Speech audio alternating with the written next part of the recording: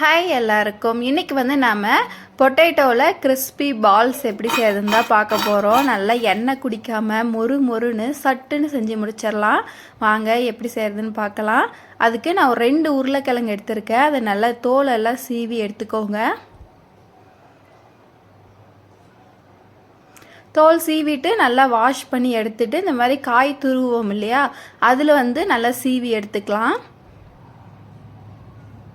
இந்த மாதிரி மெல்லிசாக இருக்கிறதுல துருவி எடுத்துக்கோங்க. இப்போ துருவின உருளைக்கிழங்க தண்ணியில் போட்டு ஒரு 2 டைம் நல்லா வாஷ் பண்ணி எடுத்துக்கலாம். இந்த மாதிரி அலசி எடுத்தோன்னா அந்த உருளைக்கிழங்குல ஒரு மாதிரி வெள்ளை கலரில் வருவோம் இல்லையா, அதெல்லாம் போயிடும். அப்போ நமக்கு நல்ல கிறிஸ்பியாக கிடைக்கும்.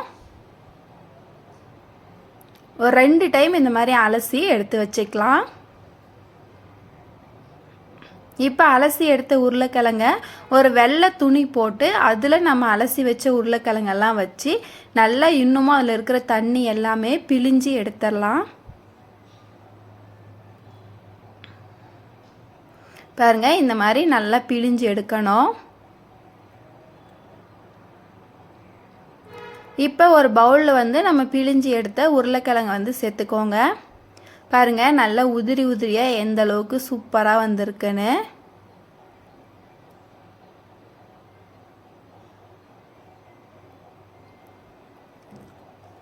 இப்போ இதில் ஒரு 1/4 டேபிள் ஸ்பூன் சோம்பு சேர்த்துக்கலாம். தேவையான அளவு உப்பு சேர்த்துக்கோங்க. காரத்துக்கு ஏற்ற மாதிரி மிளகாய்த்தூள் சேர்த்துக்கலாம். ஒரு 1/4 டேபிள் ஸ்பூன் கரம் மசாலா சேர்த்துக்கலாம். 2 table spoon cornflour, 2 table spoon அரிசி மாவு சேர்த்துக்கோங்க. நல்லா எண்ணெய் குடிக்காமல் கிறிஸ்பியாக வரும். இப்போ ஒரு 1/4 டேபிள் ஸ்பூன் அளவுக்கு ஓமம் இப்போது கை வச்சு நல்லா கலந்து விட்டுக்கிட்டே இருக்கலாம். தண்ணியெல்லாம் எதுவுமே சேர்க்க தேவையில்ல.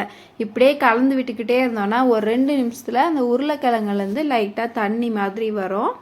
அதுவே நல்லா உருண்டை பிடிக்கிற பாத்திரத்துக்கு நமக்கு வந்துடும். பாருங்கள், இந்த அளவுக்கு நமக்கு வந்துடும்.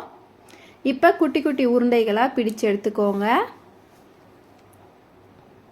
நமக்கு தேவையான அளவுக்கு குட்டி குட்டியாக உருண்டையாக பிடிச்சு எடுத்துக்கலாம்.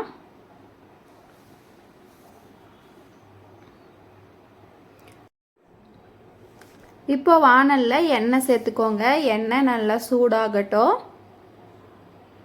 நல்லா சூடானதுக்கப்புறமா அடுப்பை மீடியம் ஃப்ளேமில் வச்சுட்டு நம்ம உருண்டை பிடிச்ச குட்டி குட்டி பால்ஸை எண்ணெயில் சேர்த்துக்கோங்க.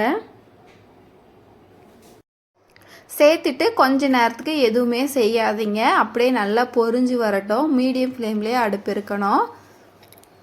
ஒரு 2லேருந்து 3 நிமிஷத்துக்கு அப்புறமா இந்த மாதிரி நல்லா திருப்பி விட்டுக்கிட்டே இருந்தோன்னா எல்லா பக்கமும் நல்லா ஈவனாக செவந்து வந்துடும். ஒரு 5லேருந்து 7 நிமிஷம் நல்லா கிறிஸ்பியாக ஃப்ரை ஆகி வந்துடும். எண்ணெயும் அதிகமாக குடிக்காது. பாருங்கள், நல்லா நிறம் மாதிரி செவந்து வந்துடுச்சு. இப்போ வெளியே எடுத்துடலாம். குழந்தைங்களுக்கெல்லாம் டக்குன்னு ஏதாவது ஸ்நாக்ஸ் கொடுக்கணுன்னா இந்த மாதிரி ஈஸியாக செஞ்சு முடிச்சிடலாம். வீட்டில் உருளைக்கிழங்கு இருந்தால் போதும். எண்ணெய் கூட அதிகமாக குடிக்காது. பாருங்கள் எந்த அளவுக்கு நல்லா கிறிஸ்பியாக வந்திருக்குன்னு. இது அப்படியேவும் சாப்பிட்லாம், இல்லைனா தேங்காய் சட்னி இந்த மாதிரி சாஸ் வச்சு கூட சாப்பிட்லாம். தேங்காய் சட்னி கூட சாப்பிட்டா இன்னமும் டேஸ்ட்டாக இருக்கும். நீங்களும் வீட்டில் இதே மாதிரி செஞ்சு பாருங்கள். டேஸ்ட்டு ரொம்ப சூப்பராக இருக்கும். ரெசிபி பிடிச்சிருந்தால் லைக் பண்ணுங்கள், ஷேர் பண்ணுங்கள், சேனலை சப்ஸ்கிரைப் பண்ணுங்கள். தேங்க்யூ.